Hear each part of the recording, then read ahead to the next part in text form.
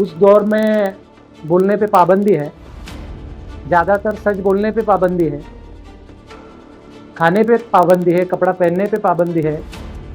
इन सारे मसलों को लेकर पूरे देश में, पूरे जगत में लड़ाई शुरू है। एक धर्म होता है जिसमें आइडियोलॉजी होती है, विचार होता है, जीने का सलीका और तरीका होता है, जो हमको गाइडेंस करता है कि हम जिस समाज में, जिस परिवार में, जिस कौम में रहते हैं, उस कौम में हमको किस तरह से जीना चाहिए। बीएससी इन होम साइंस का कोर्स अब आ गया है पहली बार आपके शहर भिवंडी में, जहां आप बन सकते हैं प्रोफेशनल न्यूट्रिशनिस्ट और डाइटिशियन, या फिर आप कर सकते हैं कई सारे paramedical courses. Aqsa women's degree college में आपको मिलेगा एक कंप्लीट स्टडी एनवायरनमेंट जो स्टूडेंट्स का प्रैक्टिकल बनाए और भी आसान और मजेदार। Ventilated classroom, computer lab and complete AV room, साथ ही well train and well qualified teachers, और यहाँ स्टाफ मैनेजमेंट टीचर्स सभी लेडीज है। अक्सा वुमेन्स डिग्री कॉलेज में साल 2025-26 के लिए एडमिशंस ओपन है एट 4th मिल्लत नगर, चाविंद्रा रोड, अपोजिट अल नूर स्कूल, भिवंडी। आज यहाँ प्रेषित मोहम्मद साहब के विचारों के जो किताब है, जिसको मराठी में ट्रांसलेट किया गया है और जिसको टाइटल दिया है मानवतेसाठी परिपूर्ण उदाहरण, जो किताब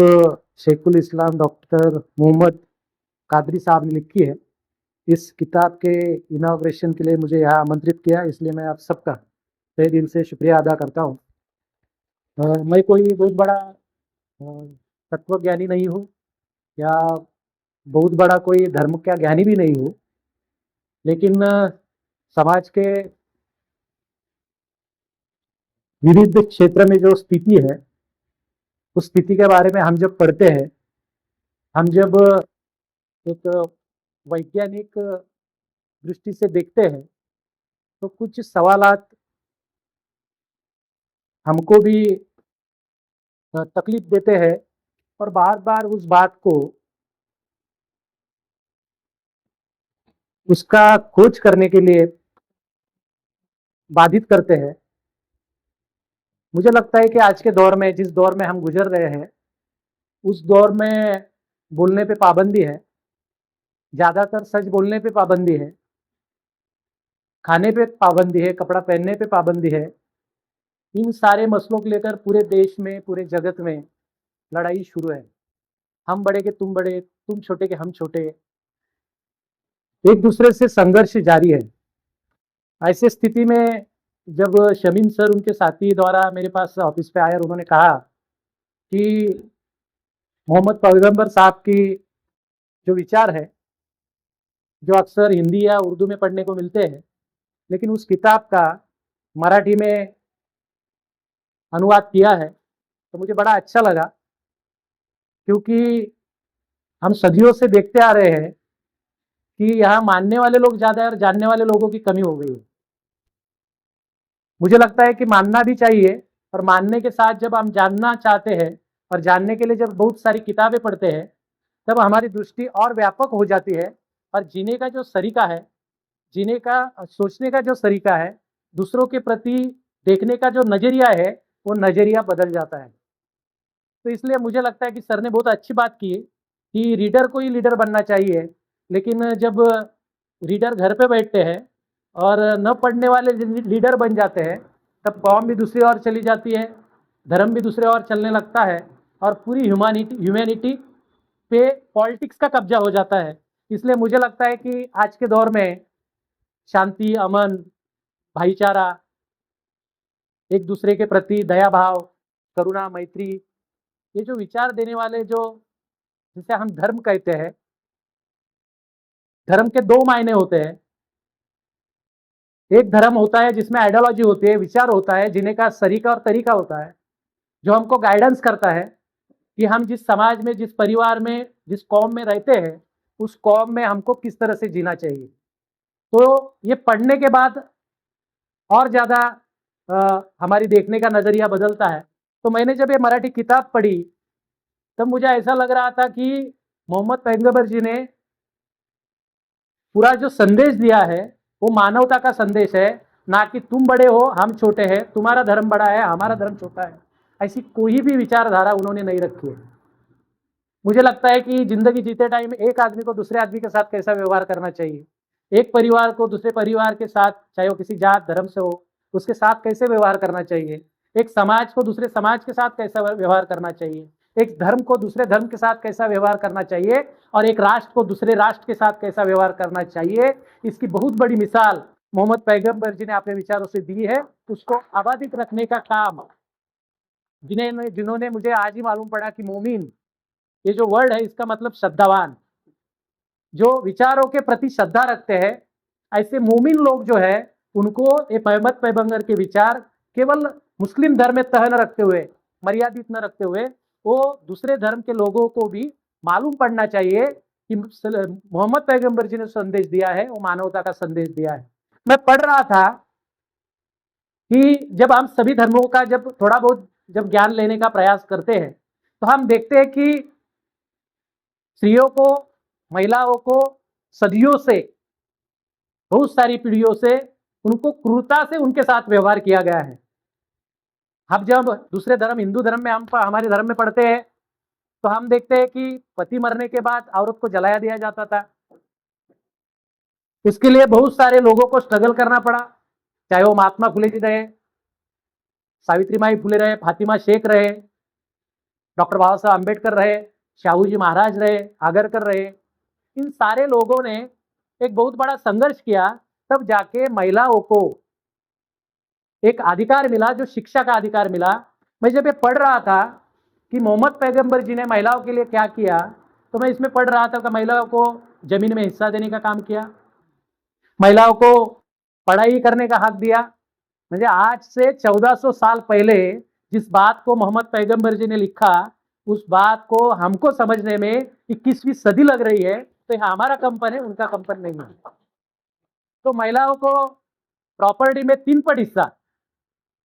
हम हमारे धर्म में भी देखते हैं कि इक्वालिटी है, लेकिन यहाँ महिलाओं को ज्यादा मिल्कत में ज्यादा हिस्सा देने की बात हुई।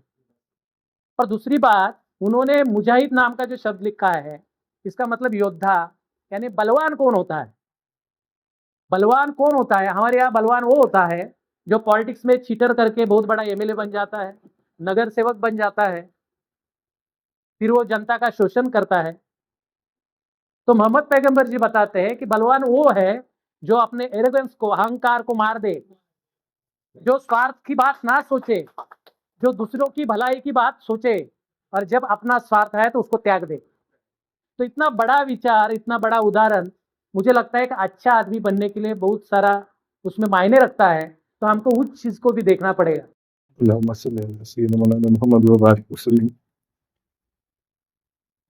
यहाँ इतने लोग इस बाबरकत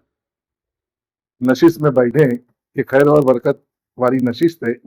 जहाँ आका सरकार दो आलम सल्लम का जिक्र हो रहा हो, तो इससे बड़ी कोई मजलिस नहीं हो सकती है। अब ऐसे दौर में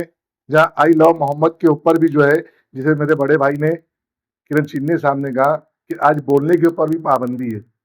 यानी हम लोग सच भी बोलने जा रहे हैं तो उसके ऊपर भी तरह तरह से उंगलियां उठाई जा रही है। मुझको बड़ी खुशी हुई है किरण चिन्ने साहब ने जो हम लोग किताब सनाउल्लाह भाई हम लोग जाकर दिए थे, the sketch of prophet Muhammad, जो मराठी का जो इफ्तिताह हुआ है, इनॉग्रेशन हुआ है, कि हम लोग जो किताब दिए, बाकी किताब जो ले आकर दो तो बहुत कम लोग पढ़ते हैं, लेकिन खुशी इस बात की है कि किरण चिन्ने साहब ने इस किताब को बारीकी के साथ पढ़ा और उसके ऊपर पूरी अपनी राय, पूरा तबसरा किया और अपने अच्छे अंदाज में किया। और उन्होंने हमको इस बात का फक्र है, खुशी है, अल्लाह का शुक्र है कि बोले कि इससे बड़ी मेरे को महफिल आज तक का नसीब नहीं हुई है। मुझको खुशी हुई यहाँ बैठे। दरअसल ये मुकाम हम लोग को जो है किरण चिन्ने साहब ने बार काउंसिल के सदर, भिवंडी बार काउंसिल के, और शाहीन बाग में मेरे को उनके बहुत करीब रहने का मौका मिला। शाहीन बाग सीए एनआरसी जबकि हम लोग का अपना मसला था, लेकिन उन्हें अपने कोर्ट वगैरह सब उतार के अपने ऑफिस में रख दिए थे और पूरा तकरीबन 1.5 से 2 महीना मूवमेंट चला। उस पूरे मूवमेंट में दिन भर जो हम लोग के साथ लगे रहे, पूरा वक्त दिया। कहीं से इतना ये नहीं है कि मुझको आज ऑफिस में जाना है, आज इधर जाना है, लेकिन उन्होंने इस मूवमेंट में पूरा साथ दिया। साफ जाएंगे और साफ बात करने वाले, आप अभी सुन के आपको अंदाजा होगा कि एकदम, और ऐसे लोगों की बहुत कमी है कि हमारे दरमियान ये लोग इस तरह, ये हम लोग का एक हमारी कौम के लिए एक हौसला है किरण सिंह साहब, एक हिम्मत, एक ताकत है हम लोग के साथ। और जरूरत इस बात की कि इस तरह की बात करने वालों के साथ हम लोग उनके साथ में खड़े रहे, उनके पीछे खड़े रहे, ताकि वो हमारी बात को वो खुलकर कह सके, बोल सके। सुनिए, उन्होंने मोमिन का कितनी अच्छी तरीके से वजाहत की कि मोमिन किसको बोल दे,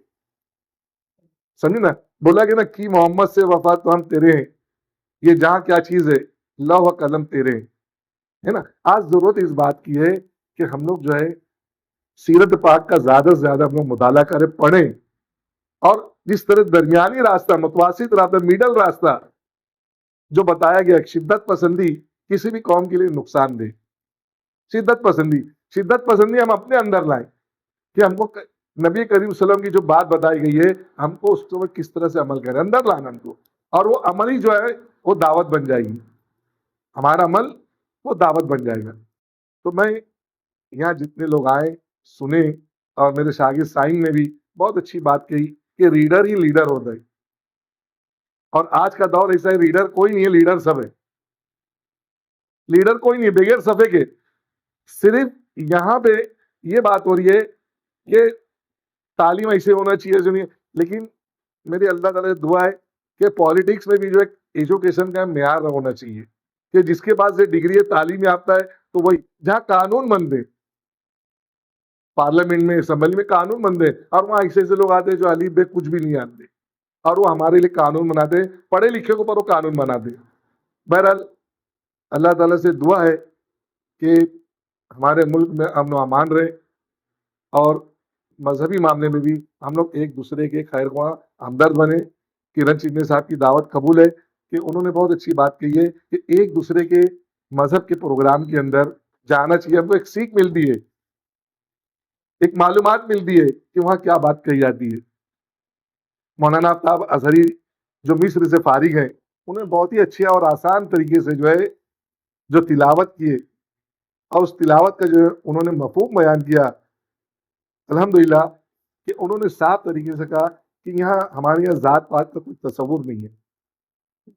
कोई तस्वुर नहीं है। तो इस तरीके से आप जितने लोग यहाँ पर आए, मैं सब लोग का जो है शुक्रिया, तो अल्लाह ताला का शुक्र अदा करता हूँ कि अल्लाह ताला हम सबको यहाँ पे जमा किया, और इंशाअल्लाह हम लोग आइंदा भी इस तरह के जो प्रोग्राम है, ये तादाद पे मत जाइए, आपकी छोटी महफिल है, बहुत बड़ी महफिल है, क्योंकि यहाँ एक मकसद के लिए आए हम लोग, वाह करने के लिए नहीं आए। हम लोग तादाद नहीं जमा किए,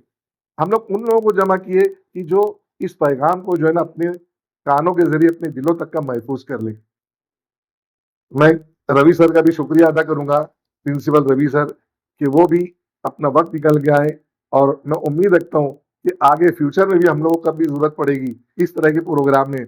आप हमारे लिए रोल मॉडल के तौर पर है। हम लोग का इस मामले में आप आगे भी फ्यूचर में भी आप साथ देंगे, मुझको पूरी पूरी उम्मीद है। इसके साथ साथ जो मैं ये प्रोग्राम को जो पोस्टपोन यानी मुलतवी करने के मैं बात करता हूँ, मैं बहुत बहुत शुक्रिया।